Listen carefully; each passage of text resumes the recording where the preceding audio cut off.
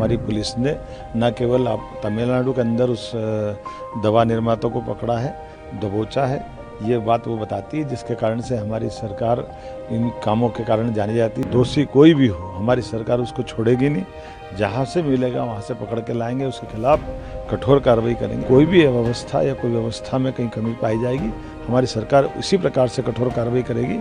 मैं SIT के गठन के समय भी मैंने बोला था। कफ सिरप कोल्ड ड्रिंक से मासूम बच्चों की मौत के मामले में मध्य प्रदेश पुलिस ने बड़ी कार्रवाई की है। दवा कंपनी के मालिक जी रंगनाथन को पुलिस ने गिरफ्तार कर लिया है। बता दें कि तमिलनाडु के कांचीपुरम स्थित श्रीसन फार्मास्यूटिकल्स द्वारा निर्मित cough syrup cold drink Madhya Pradesh और राजस्थान में कई बच्चों की मौत का कारण बना। साथ ही तमिलनाडु, केरल, मध्य प्रदेश, पंजाब और अरुणाचल प्रदेश सहित कई राज्यों ने कोल्ड ड्रिंक कफ सिरप की बिक्री पर प्रतिबंध लगा दिया है। इस मामले पर आज यानी 10 अक्टूबर को सुप्रीम कोर्ट में सुनवाई होनी है। इस दौरान मध्य प्रदेश के CM मोहन यादव ने क्या कुछ कहा है, सुनिए। हमने लगातार इन सारी चीज़ों में जानकारी आने के साथ ही न केवल दोषियों को यहाँ से अपने विभाग के स्तर पे भी कार्रवाई की है, जिनको सस्पेंड करना उनको सस्पेंड भी किया, जिन पे जो कार्रवाई करना सब की है।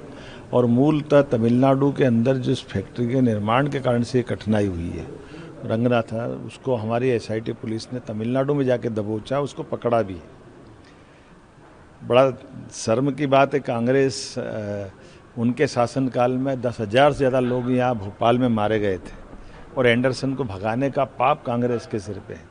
कांग्रेस के शासनकाल में जितने प्रकार से कार्रवाई होना चाहिए थी उनने कभी नहीं की। जब दिल्ली में सरकार चल रही थी तब भी, जब भोपाल में सरकार चली कांग्रेस की तब भी। जीतू पटवारी को शर्म आना चाहिए, सिवाय मुंह पे आए जो बोल देना, हल्का बोल देना, ये उनको भी शोभा नहीं देता है। लगातार जिस प्रकार से हमारी सरकार तत्परता से काम कर रही है, और काम करने के लिए जवाबदारी होना चाहिए, बोलने की भी भाषा और जवाबदारी होना चाहिए। जिस ढंग से हमने अपनी सरकार के निर्णयों को लागू किया है, ये सबके सामने गवाह है कि सरकार न केवल दम से चलती बल्कि जवाबदारी से भी चलती, और जवाबदारी के साथ विपक्ष की पार्टी है। हमारी सरकार भी 50 साल से ज़्यादा टाइम तक विपक्ष में रही है, लेकिन भाषा की मर्यादा, कार्यक्रम की मर्यादा, कार्यक्रम रोज़ डिक्लेयर कर देते, एक कार्यक्रम उनके हो नहीं पाते। काहे के अध्यक्ष बने, उनकी पार्टी वाले उनका कहना नहीं मान रहे। कहाँ गए थे वो, कहाँ क्या आरोप लगाया था, माता बहनों ने दारू पी थी, कहाँ गया माता बहनें दारू पीने वाला। हमने कहा कि लाडली बहनों को दारू पिलाने की बात करोगे, गौ हत्याएं हो रही है, गौ का मांस और पता नहीं क्या क्या बोला था, आंदोलन करेंगे, कहाँ गए पूरी प्रदेश भर में।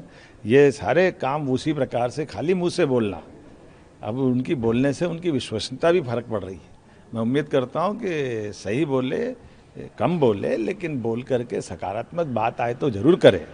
लेकिन इस तरह की भाषा से, इस तरह की बोलने से कांग्रेस का वजन और कम हो रहा। कांग्रेस के ही लोग उनका मजाक बना रहे हैं। ज़्यादा अच्छा होगा कांग्रेस आत्मचिंतन करे, विचार करे।